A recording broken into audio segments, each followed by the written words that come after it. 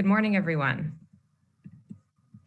Happy Thursday morning. It is 8:30 a.m. here on the East Coast in Washington, D.C., and I am thrilled to welcome everyone to this event with the Atlantic Council, Germany Votes. My name is Rachel Rizzo. I am the Director of Programs at the Truman Center for National Policy and an Adjunct Fellow at the Center for a New American Security. And for this event, we are going to do a correspondent style format where we hear different views from around Europe covering their perspectives of the German election. And we're going to do this in short TV style interviews. So it'll be quick back and forth and a lot of fun. Jorn, over to you. Thank you so much, Rachel. My name is Jörn Fleck. I'm the Deputy Director of the Atlantic Council's Europe Center. A warm welcome from me as well. Looking forward to our conversations with our various guests. Before we start though, Rachel, perhaps you can help us set the scene, give us an update on the state of play, day 4 after the election. Where are we? We've heard about various coalition scenarios on election night. What's the latest? Absolutely. So it's been a really interesting few days. As we know, German elections took place on Sunday. And if you've ever been in Germany in the lead up to an election, it looks a lot different than it does here in the United States. There's posters all over the street, candidates on the street talking to voters. So for our German friends, I'm sure it's been interesting to have all those gone and have the streets looking back to normal now. But just a quick recap of actually what happened on Sunday. We had the SPD, led by Olaf Scholz, come in with 25.7% of the vote. The CDU and their sister party, the CSU, led by Armin Laschet as their chancellor candidate, came in with 24.1% of the vote, so behind the SPD. The Grüne, the Greens, led by Annalena Baerbock, came in with 14.8%, and the FDP, led by Christian Lindner, came in with about 11.5%. So the question really is, what happens now? It's coalition talks, and the real question is, what kind of coalition? Is it going to be the so-called traffic light coalition with the SPD, the Greens, and the FDP? After all, 45.4% of the votes went to parties on the left, and overall, nearly 2 million voters shifted their support away from the CDU to the SPD on Sunday, and nearly 1 million voters defected from the CDU to both the Greens and the FDP.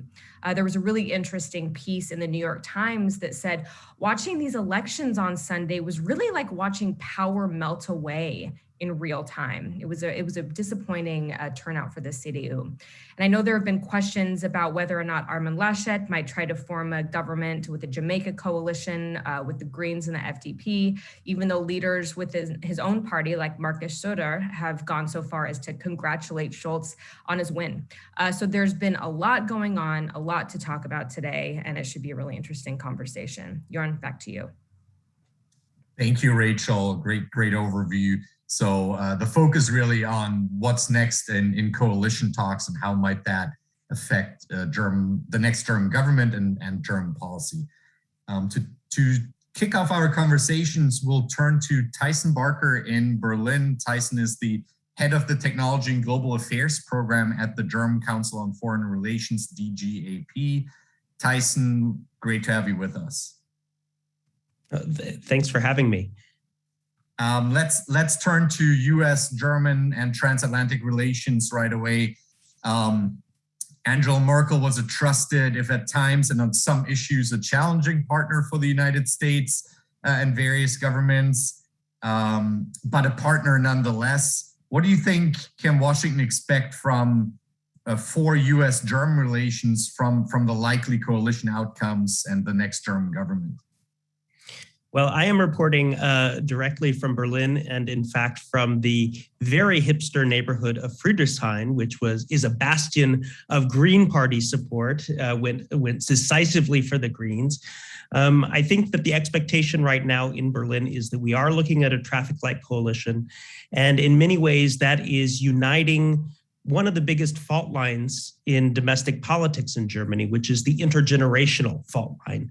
So for the two big parties, the traditionally big parties, the CDU and the SPD, most of their voters skewed older. The younger you got in the voting demographic, the more voters you had for the Liberals as a kind of rising revisionist center-right party with some vision, and for the Greens, which is a rising revisionist center-left party with a vision. And since the expectation is that these two parties will be in whatever coalition is formed, they're bringing a lot of entrepreneurship, a lot of new ideas, a lot of new thinking into both how domestic policy should be tackled and how foreign policy should be tackled. In fact, just to note, first-time voters, the party that got the most votes from first-time voters was the Liberals. So very interesting little fact there. And another thing that I should note is that 37% of the new Bundestag will be new members, first-time members. So we're looking at a huge turnover in political institutional memory in this new Bundestag. So what does this mean for transatlantic relations? Well, with very few exceptions, foreign policy did not play a major role in this election. It did right after the withdrawal from Afghanistan, but after that, it subsequently faded into the background. What did play a role, in fact, it was probably the only issue that played a major role, was as an political organizing principle, was climate change. And this is going to be an issue that the Greens are really going to try to bring into government. They have the goal of making Germany carbon neutral by 2040. It's a big point of friction also with the Liberals, because they say, how are we going to pay for this? How are we going to make sure that our economy continues to work? But that is going to be a big point on Germany's international identity and how it engages with the United States is, how do we tackle climate change? Because, when foreign ministers come to speak to their counterparts, like the US Secretary of State, they have call sheets or talking points. And in the past, climate change was kind of low on that list, even for the Germans, but now it's going to rise right up to the top. So that's going to be an area where there's going to be greater engagement. On some of the other issues, and I think it'll be interesting to hear from the other correspondents, but on things like Russia, Nord Stream 2, China, and Huawei, trustworthy vendors in 5G, technology, NATO, Turkey, democracy. Funnily enough, the Greens and the FDP have a lot in common. There are some areas where they differ. There is definitely within the FDP a push for fiscal consolidation, which will probably put downward pressure on defense spending. But in the kind of liberal internationalist worldview, especially looking at other great powers, I think that they are much more similar than they are different. And that will make them a particularly interesting and attractive partner for Washington. I just stopped my video. Tyson, quick question. Can you talk a little bit about this? I know there's been a little bit of discussion about a proposed climate ministry that the Greens are thinking about. I know that there was some talk about a climate ministry that has veto power over other government decisions. It doesn't seem like that's gonna end up going forward. But I'd be interested to go into a little bit more detail on how the FDP and the Greens are going to approach these coalitions. The FDP with their agenda of prosperity, the Greens with their agenda of climate. How do you sort of square that circle, and what are those discussions and debates and negotiations going to look like? Well, the German federal system is very diffuse, and it has ways of leveraging power and veto points that are pretty Byzantine, but somewhat important. So one of the first very important decisions will be who is the vice chancellor, because the vice chancellor role actually has the ability to escalate questions and reviews of policy that other ministers don't. So the Greens have been pushing, and the expectation in Berlin is that there will be a super ministry of sorts that will deal with climate change and other issues. But it's not quite clear yet how that will be cobbled together. Is that using the resources of the economic ministry? Is it the environment ministry with the agriculture ministry? Is that combining elements from the transportation ministry? It's not quite clear how that'll shake out. But I think that when you go into the coalition negotiations, the Greens are going to have this be their strict red line, is how are we dealing with climate change? Everything else is frankly secondary. This is the first issue. This is the issue that will make or break a coalition with the Greens. And that's, again, getting back to that friction point. For the Liberals, they have a lot of issues that they championed in the past, like digitization, like innovation, funding for startups, cutting red tape, that kind of thing. They want to see a digital ministry formed. But for them, the number one issue, and that really has to do with the personality of the leader of the Liberals, Christian Lindner, who has such a strong hold on that party that really it's almost to the point you could say that Lindner is the party in some ways. I mean, he has great control. He's the one who broke off negotiations in 2017 when the Liberals were looking like they would go into government with the Greens and Merkel's party. And his number one issue is fiscal austerity, consolidation of budgets, cutting back a lot of the kind of post-COVID stimulus, maintaining tax rates at the same level they are, which will have implications for CBAM. Being tough on Eurozone countries that look like they're spending beyond their means, maintaining the balanced budget amendment. Those are going to be his priorities. And of course, that'll run right up against the climate priorities of the Greens. Tyson, you already mentioned a lot of issue areas with a direct impact on sort of Germany's role at the table in Brussels. Technology, climate, fiscal policies, Eurozone. Can you talk a little bit about how you see under the likely coalition options, see Germany's role in EU politics and dynamics play out? Is it same difference or any real potential for change? Germany is pretty iterative in the way that it approaches Brussels and European politics. So I don't think that there'll be any kind of massive course correction. But again, that gets back to that fault line, that central fault line. You hear the rhetoric, even in the SPD, around greater economic union, rethinking the role of the ECB, this kind of stuff. Those are really red lines for Christian Lindner. So it's still unclear, what position will actually win the day when it comes to European politics. So one last question, Tyson. You mentioned how Christian Lindner has a real hold on the FDP. I would say, and probably many other people would say, that the same thing about Angela Merkel when it comes to the CDU. This was a real disappointing turnout for them. There was many people who were Merkel voters that ended up going to the SPD, voting for the SPD. So what does this mean for the future of the Christian Democrats? Who is going to take up that mantle of leadership, and how are people thinking about this in Germany? Yeah, if you look deeply into the results and see which candidates that are kind of well-known nationally actually won their direct mandates. So there are two ways to get into the German Bundestag, either through the lists or through direct mandates. A lot of Merkel acolytes actually lost. Even top name people lost their direct mandates. They will still end up in the Bundestag, but they lost their home districts. So people like AKK, the defense minister, Peter Altmaier, the economic minister, Helga Braun, who is her chief of staff. A lot of these people who are very closely associated with Merkel-style politics lost in CDU districts.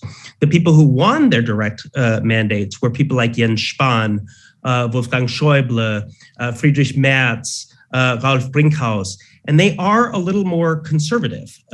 So I think that the post-Merkel era will be, I won't say a clean cut, but it's going to be a break in a new direction. And we already see figures like Jens Spahn and Ralf Brinkhaus really trying to consolidate power to give the party a new direction. I want to mention one thing that I forgot to mention a second ago when Jordan asked about Germany on the international stage, and it relates to Merkel. Merkel is not out of office. She's taking care of a caretaker government, which could last up to 6 months. And she has enough political capital to continue to act like a fully fledged political leader, and she intends to do so. One example is Germany is taking over the G7 presidency next year. And Merkel just the week before the election, just last week, sent her G7, G20 Sherpa to Washington to start to discuss the agenda for that G7 presidency, which she would like to focus on 3 to 4 things: recovery from the pandemic, climate change, infrastructure, and a global compact for Africa. She's going to be the one representing Germany at the G20. She's going to be probably the one representing Germany at the COP. She's going to play a role in the Balkans. So Merkel is not a spent force quite yet. She's still a real player in Germany and Europe. But the direction of the party is probably going to tick to the right. Tyson, thank you so much for your insights. This is going to be really interesting to watch. So with that, we will shift the view over to Paris and say goodbye to Tyson in Berlin, and say hello to Georgina Wright, who is the head of the Europe program at Institut Montaigne. Georgina, thank you so much for being with us today. Welcome. Hi from Washington to Paris. Let's jump right in. France and Germany have really historically played very important leadership roles within the European Union. So when you take a look at the prospect of Germany's caretaker government for the next few months, how do you think this is going to affect France's leadership role within the European Union? It's a great question. And hi, Rachel, and hello to everyone at the Atlantic Council. It's great to be with you. Look, there's no shying away from the fact that France has been watching this election very, very closely. And that's for 3 reasons. One, because France's closest ally is Germany, and that's important for everything France wants to do in Europe, but also further afield. I mean, President Macron received Armin Laschet and Olaf Scholz in September. So that shows how important that relationship is. They've got very different political systems, but we know that the Green Party in France and the Socialists are trying to get more traction in France, obviously looking very closely at what happened, trying to see if there are any lessons there. But importantly, and that's perhaps answering your question on the leadership bit, in January, France is taking over the presidency of the EU Council. So that's the grouping of the 27 governments. It's where they meet every week. They talk about EU policy, and France is going to be presiding over that. It's going to be chairing the meetings. It's going to be pushing an agenda forward. And it knows that it needs a well-functioning German government. So I think there is a lot of pragmatism in Paris. They know that they cannot replace Germany, and that there are 27 countries. You need 27 countries on board, and the European Parliament and all the other institutions to make significant advances in EU policy. But they're certainly looking at this and thinking, well, what can we do while there are coalition talks ongoing? Georgina, you already raised the key point on France's EU presidency starting in January.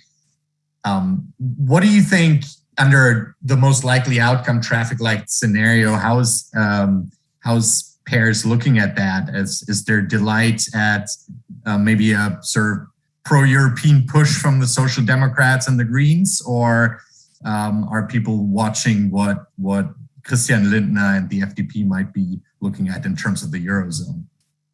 I think they're looking at everything, is the honest answer. Expectations are moderate at this point. I think Tyson's absolutely right that they're not expecting a significant U-turn.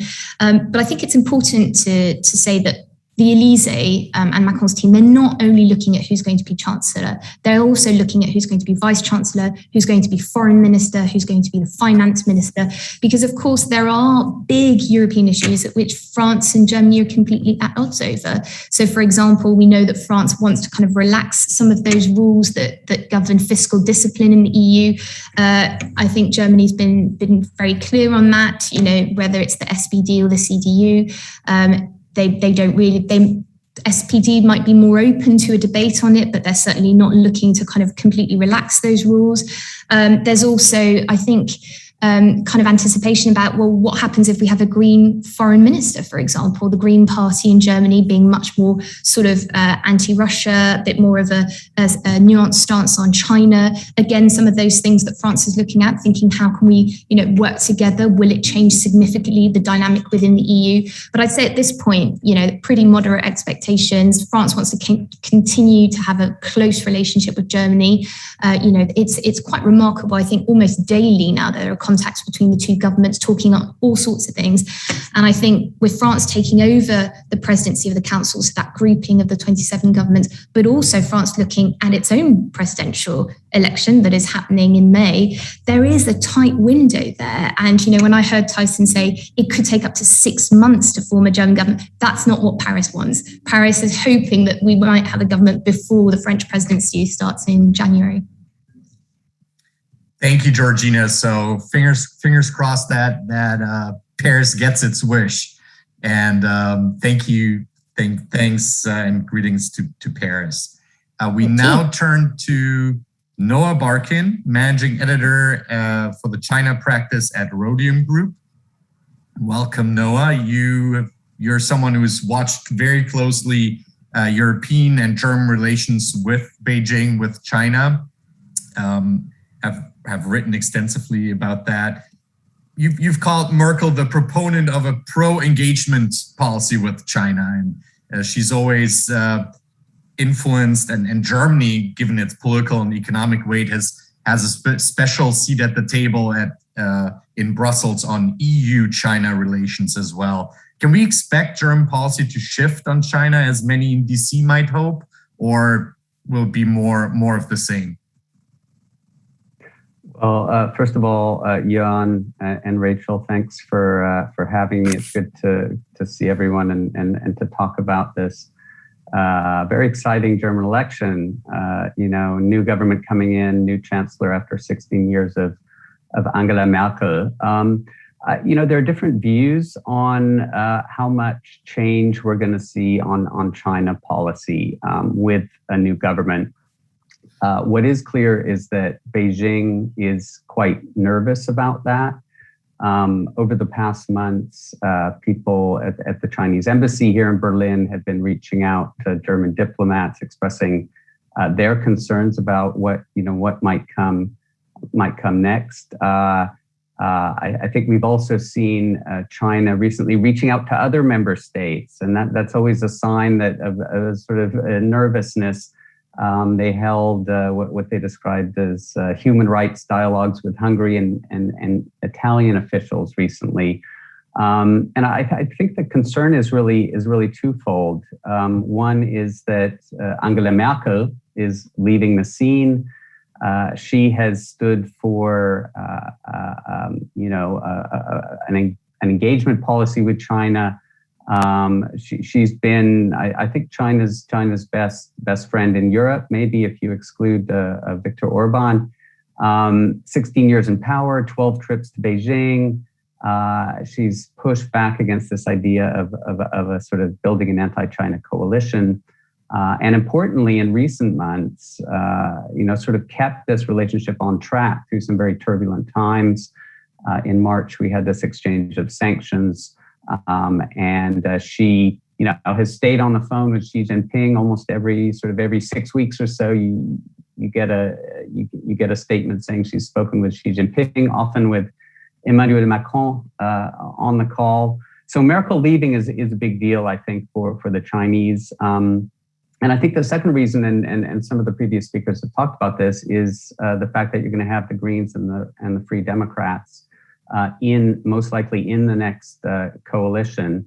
But both Greens leaders, Annalena Baerbock and Robert Habeck, have been very outspoken on issues like Xinjiang, Hong Kong, and very critical of Merkel's approach as well, and sort of signaling a shift.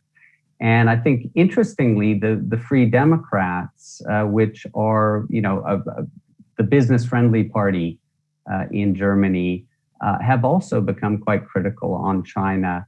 We talked earlier about Christian Lindner. Lindner paid a visit to China in 2019 that went very badly. And ever since then, the FDP's line on China has gotten very, very tough. In their election program, they removed the line about supporting a one China policy. So there is reason for Beijing to be concerned. I think Olaf Scholz is a sort of steady, non-confrontational figure at the top of the next government, but with the Greens and the FDP in the government, there is reason to believe that we could have a shift towards a harder line. Noah, you were mentioning how Merkel has been, a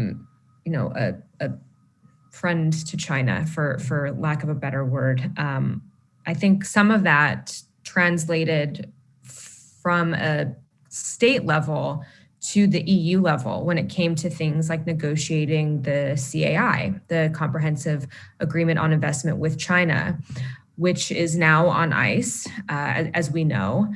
How do you think a new government with Merkel gone will change, if at all, the way that the EU interacts with China in general? And do you think that this means anything different for the CAI? Well, yes. I mean, I think, as you mentioned, Rachel, I think Germany is the biggest economy in Europe. It has the closest economic relationship with China. Big German companies are heavily invested in China. The automakers, companies like BASF, the chemicals group, Siemens. So yes, I mean, Germany has really, I would say, sort of shaped the European approach in many ways to China because of this close bilateral relationship. And I think, Merkel, certainly in recent years, this outreach, bilateral outreach, the outreach together with Macron has I think alienated or caused resentment among a lot of other EU member states. Some people would accuse Merkel of having a sort of a Germany first approach within Europe on China. And I think all the parties in the new, all the mainstream parties in Germany during the election, and certainly the parties that we expect to be in the next government have been calling for a more European approach. So working with other EU member states to come up with a more unified policy. Now, that's not going to be easy. You have Hungary on the one end, very, very soft on China, and then Lithuania at the other extreme. But most countries are sort of somewhere in the middle, and a lot of other EU member states look to Germany to take the lead. So I think we could see a push from Berlin in a new government for a more dialogue within the EU on China policy and a real push for a more unified approach. Well, it's going to be interesting to watch, and I know that we're all going to be tracking that very closely, the relationship between Germany, the EU, and China. So, Noah, thank you so much for giving us your views. Really interesting. And with that, we are going to pass it over to a view from Warsaw, a view from Central and Eastern Europe, with Michał Baranowski, the director of the Warsaw office with the German Marshall Fund of the United States. So nice to see you. Welcome. Let's jump right into it. I'm going to start by asking you about, Chancellor Merkel was seen sort of as this guardian, in a way, of conservative values on the continent. So if the CDU finds itself in the opposition, as it likely will, looking at things, seeing how things are going so far, how might a less conservative German government affect conservatism in general throughout Europe and the European Union? Well, from Warsaw's perspective, especially from the government's perspective, not particularly well is the answer. I mean, Germany is, of course, a key country for Poland. We are a big market for Germany. They are an important market for us, but the relationship has been tricky, to say the very least, not only because of history, but also because of the policies and politics of the last few years. So there is, the general mood in Warsaw, I would say, to start with, because I think there are differences throughout Central and Eastern Europe, is one of concern, even though that the last few years of time with Merkel were not particularly great. She started as the chancellor coming from East Germany as someone who was seen as very favorable to Poland, very favorable to Central and Eastern Europe. She, as you said, was a guardian also of European unity, despite that countries like Poland were, for example, not part of the Eurozone, but also later on when we had bigger and bigger frictions around values, around rule of law, around freedom of the media, human rights. We'll come back to this. But because she ended her term with such a huge push for Nord Stream 2, this relationship ended with a lack of trust. And as many of you might know, or some of you might know, when she visited Warsaw for her very final visit, President Duda did not find time to meet with her. Prime Minister met with Chancellor Merkel, President Duda didn't. So she was really, some commentators would say she was really leaving as sort of Miss Nord Stream 2. When you ask about the question of conservatism and values, let's dial up this tiny bit more beyond values. And I want to come back to security and defense in Russia in a second. And I know that Dan is coming up as well, so I look forward to hearing from him. But when it comes to the frictions, challenges that we have seen in Poland when it comes to rule of law, and human rights, to some extent migration issues, there is a clear expectation, especially in the government circles, that a government that will include SPD and Greens in particular will be much tougher. Probably even a CDU-led government would be tougher. Now Germany will probably go out of its way not to bilateralize this issue, but it's clear that this is a trend, this is a direction, and it's clear that the government is concerned about it. So when I was listening to Jazine about all this interest and new initiatives coming from Paris, this is totally not the mood here. The mood here is actually somewhat similar to what was there after elections in the US when President Biden won. The mood is of a bit of an apprehension and figuring out how to not disturb the relations too much, perhaps focusing on economics as well, more than other issues. You spoke about some of the more challenging aspects of Polish-German relations under new government. Are there upsides? I mean, you already mentioned Nord Stream 2. The Greens certainly have taken a much more hawkish stance on that. Is there light at the end of the tunnel, perhaps, on some issues? This is a great question, and the honest answer is that the tunnel is a bit, windy, and the light is further out. I would say the biggest. The biggest light that I could see is economic cooperation. Really, I think this is where I could see progress. Both economies are booming. We are deeply integrated. Polish market is much more important for Germany, for example, than the Russian market. But when you ask about foreign policy issues and security and defense, here, the concerns are a little bit more widely shared, but they are concerns nonetheless. The Greens this is where you have the positive side, right? I mean, Annalena Baerbock and others, the tough stance on Russia, the tough stance on China as well.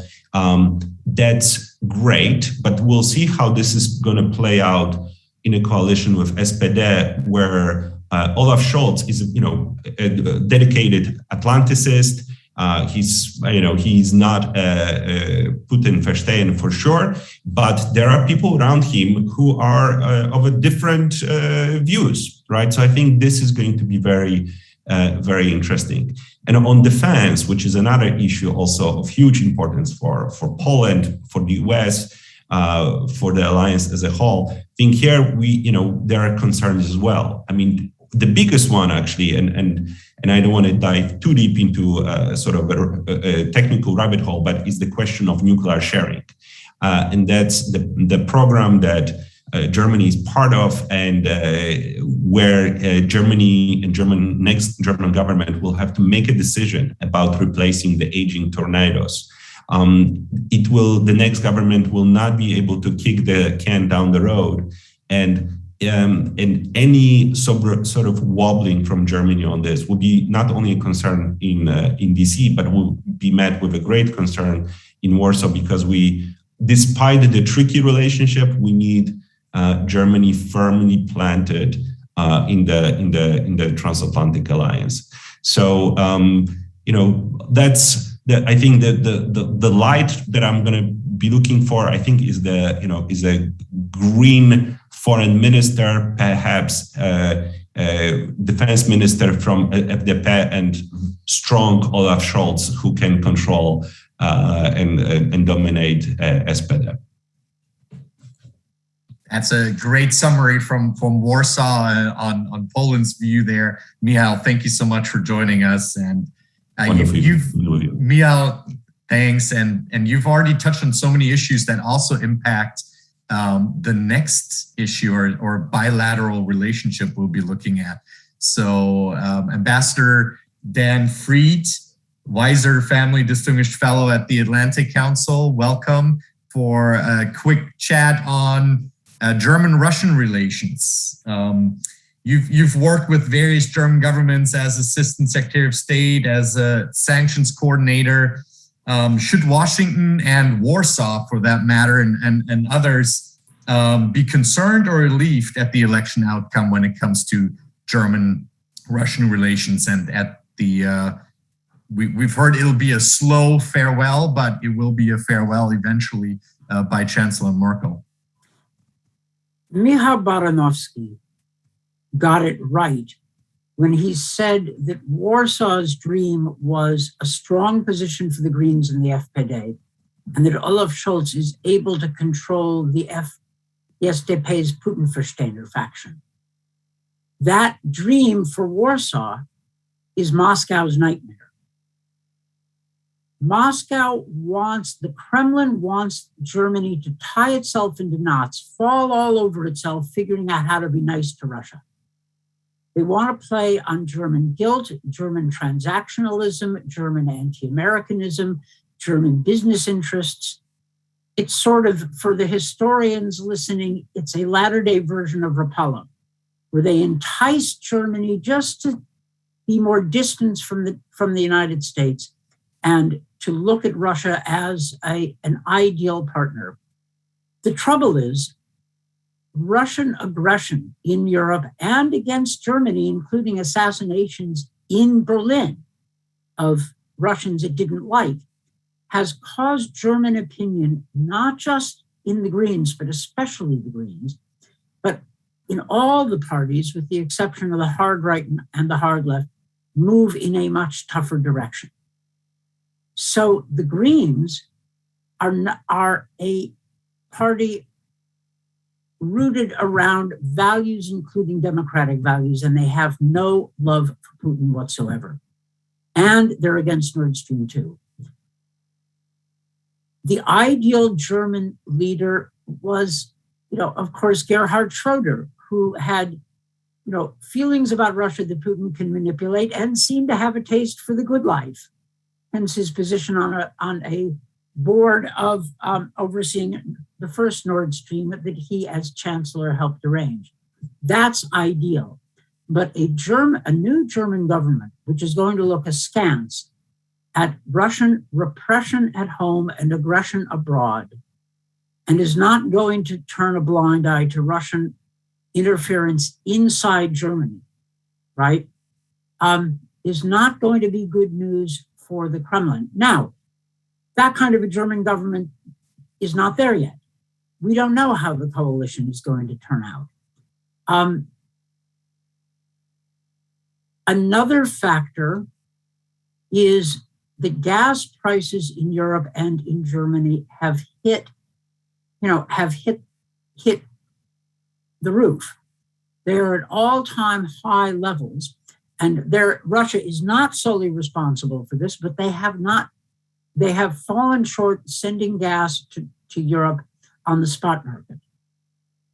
And that has caused even the IEA, the International Energy Agency, to urge Russia to show it's a more reliable gas supplier by increasing deliveries. Now, at a time when Nord Stream 2 has not received full licensing and is opposed by the Greens, some in the CDU, and many in Europe, that's not a good sign. That means that the whole argument for Nord Stream 2, showing that Russia is a reliable business partner and a reliable supplier of gas, is at least under question. Whether the Russian shortfalls of gas deliveries or curtailment of gas deliveries is due to political pressure, as some suspect, or due to other issues. Maybe there's a supply issue in Russia. Either way, it undercuts the German thinking that the Russians count on, the German thinking that Russia is an ideal energy partner and partner in general. So it's not clear that what role the Greens will play, but this is not an ideal, the German elections were not ideal from Russia's point of view. Ideal would have been, of course, a big rise in the hard right party, Alternative for Deutschland. It's not a disaster for Russia, but it is a cautionary lesson that in Russia, in Germany, as in Europe generally, the center of gravity of opinion on Russia is moving in a harder line direction. So I want to end on a happy note, which is, of course, Nord Stream 2. I know that we've had a lot of these conversations, and I know that Washington has towed a pretty tough line on this. So you talked about Nord Stream 2 a little bit. Well, Congress has towed kind of a tough line on it. How do you see Nord Stream 2 affecting the coalition talks, if at all? I mean, I know this is supposed to be a view from Russia, but I really would like a view from Ambassador Dan Fried, because you have such interesting points on this. Like, what exactly are you looking at here in terms of Nord Stream? Well, it will be an item for the coalition talks because the Greens were and probably remain staunchly against it. And the FPD has called, I think, for a moratorium on Nord Stream 2, which is, pretty close to the Green Party. The German argument in favor of Nord Stream 2 has been weakened by the shortfalls, by the relatively low levels of Russian gas sales on the spot market to Europe. It doesn't mean that they will necessarily try to walk out of Nord Stream 2, but they may try to condition it through, let us say, vigorous application of the EU regulatory framework, which would help demonopolize and open up the system. It certainly will be one of the Russia policy, and Nord Stream 2 will be one of the items on the coalition talks. There are many views within the possible stoplight coalition partners. Oh, also, remember, the US-German joint statement on Nord Stream 2 this summer includes political commitments from both governments to take action if Russia engages in aggression against Ukraine, including energy aggression. Well, that line is not defined, but does anybody think that Putin is going to back off of Ukraine, his aggression against Ukraine? So this test may come. This test may come for the Biden administration and for the new German government. Watch this space. Definitely. Thank you, Ambassador. Yes, absolutely. We will keep watching the space. Thank you for the view from Ambassador Fried, as Rachel put it. Thank you for joining us, everyone, to all of our various guests. Rachel, a pleasure to co-host with you. And we appreciate you, our viewers, for tuning in for this roundup of views from across Europe and beyond. There's more coverage to come on Germany Votes, our series on the German elections and their implications for Germany's role internationally. And with that, keep an eye out for more episodes. Thank you and goodbye.